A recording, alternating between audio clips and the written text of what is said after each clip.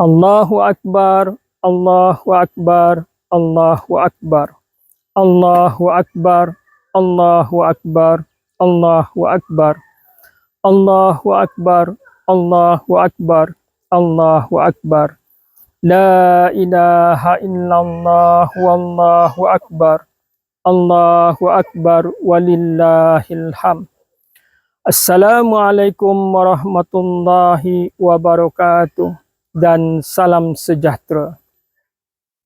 Segala puji bagi Allah Subhanahu wa taala kerana dengan limpah kurnia dan izinnya kita sekali lagi diberi kesempatan untuk menyambut Hari Raya Aidilfitri 1447 Hijrah dalam suasana penuh keberkatan dan kegembiraan.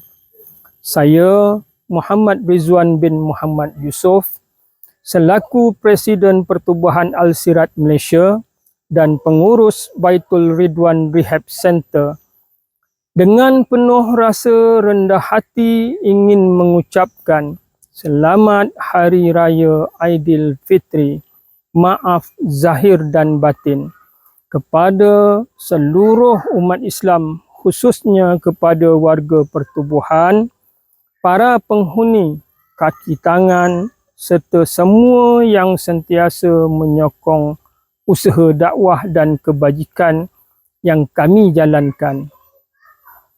Hari Raya Aidilfitri adalah simbol kemenangan setelah sebulan kita bermujahadah melawan hawa nafsu di bulan Ramadan.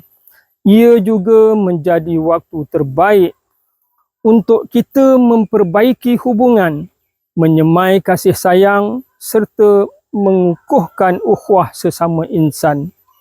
Saya juga ingin merakamkan setinggi-tinggi penghargaan kepada semua pihak yang telah memberi sokongan, sumbangan dan kepercayaan kepada Pertubuhan Al-Sirat Malaysia dan Baitul Ridwan Rehab Center dalam usaha membantu mereka yang memerlukan bimbingan dan pemulihan.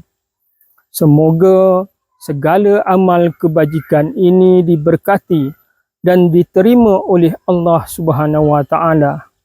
Akhir kata, marilah kita sama-sama mengekalkan nilai murni yang telah kita bina sepanjang Ramadan dan meneruskannya dalam kehidupan seharian.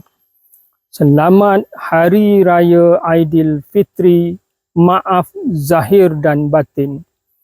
Wabillahi taufiq wal hidayah. Wassalamualaikum warahmatullahi wabarakatuh.